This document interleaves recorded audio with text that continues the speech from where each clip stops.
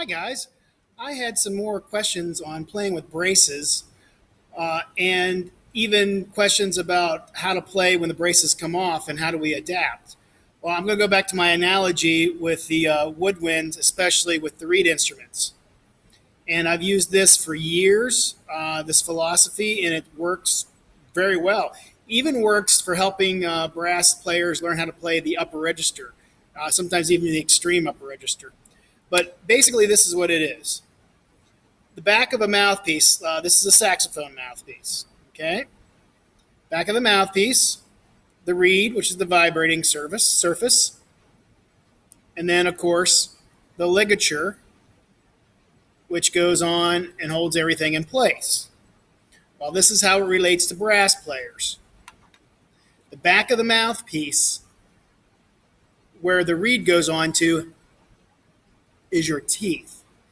And that's where the problem is with braces, is getting used to that, because this changes. Whether you're just getting braces or you've been playing with braces and now the braces are gone, this right here really has changed.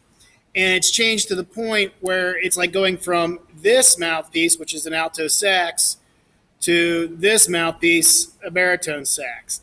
That's what it's going to feel like.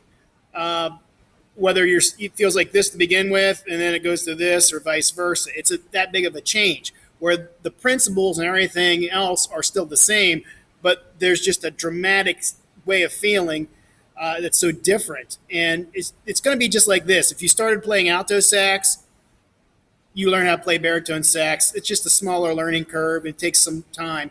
Same thing when you have your braces taken off. All right, so back of the mouthpiece is your teeth. The reed is your lips. The ligature that holds this all together is your mouthpiece. And of course, on a ligature, you line it up and then you tighten it to where you need to just to hold it in place. Same thing with this. You line it up on your mouth to where you get the best sensation or feeling that you need to get the vibration, and you hold it in place just tight enough to hold the reed there. So now that the back of the mouthpiece here has changed, the tension here is going to change. So how do you find it? So if you got your braces off now, the first thing I do with my students is take a pencil, and I like the angled pencils, the hexagonal pencils, not the round ones, and this is why. You're going to stick it in your trumpet mouthpiece, and what it does, it gives you a gap for the air to come out, but not a lot of air. So you're going to sit here, and you're just going to get it to vibrate very gently. You're not going to blow very hard. If you blow very hard, nothing comes out, nothing happens, and this is going to retrain you of how much tension you need here against your reed, which is your lips. And you're just going to blow gently until you get a sound. Okay? And just do this for a moment. Take a break. Don't get on here and start pounding at it. No. Take a break. Then we start to get the sensation of things working here. Then play a couple, little ditties or arpeggios or anything you want.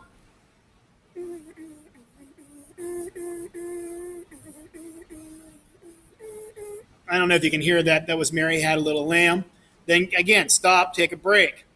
You're trying to get the muscle here to work finesse-wise, motor skills, fine motor skills. It's like my other video. We talk about you can write your name with your dominant hand, but then when you go to your non-dominant hand and you go to write your name, it's a lot of trouble. It's hard because the motor skills are not the same. Even though you can read, you can write, you still know how to do that. Same thing with this, and I keep telling my students, you still know how to play. You just have to work on the motor skills. So again, the first thing I have them do is get onto this. Now, I warn you, I do not like them doing with the mouthpiece alone. And here's why. You can overblow this really easy. And then all of a sudden, because you're overblowing, your lips are going out. And the only way to keep them in is by tightening the ligature, which is this. Boom. So by playing, and if you're not watching, you're going to start pushing it in, and you get those little power rings here. No. Now, keep it easy. So that right there, again, if you go too hard, it shuts you down. Okay? Play with that. I still use this as my warm-up every morning just for 30 seconds because it teaches me to quit from overblowing because I had a big problem with overblowing and I get tired way too soon, before I needed to. The next thing is take it to the horn, and I've done this in the video before, and I really believe this, is I'll play on the lead pipe. Just let it vibrate. Okay, take it off, and do it again. Once it starts to feel a little comfortable, play around with it.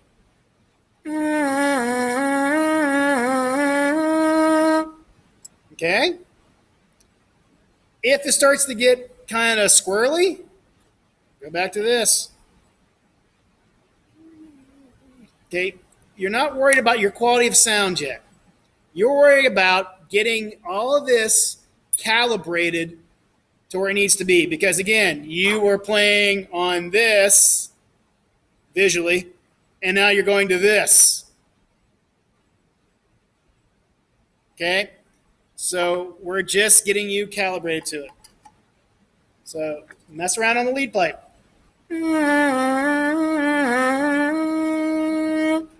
Then when you get comfortable, go a little higher.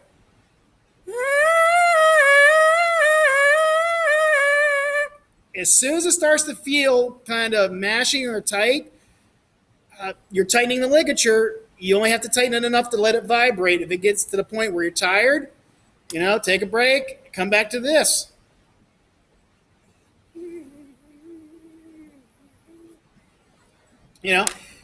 Don't get in a hurry. I have had students who acclimate very quickly and are back to playing normally within a week. That's on the high spectrum of that curve. Usually takes a couple weeks, so be patient with it. It works. That's basically all I do. It's simple. Don't overthink it. Don't get too complicated trying all these routines and such. You're going from playing this to playing this visually. This is what we're showing you. So when the braces come off, that's the change. Or if you were the opposite, braces are coming on. So use these two techniques. Take your time with it. Don't get in a hurry. It's all about having fun. Okay? You got time. You always have time to practice and get better. I practice more and I'm still getting better. At least I hope I am. So, if you have any more questions, put them in the comments. Let me know if there's anything else I can put out that can help you guys. All right? Thank you.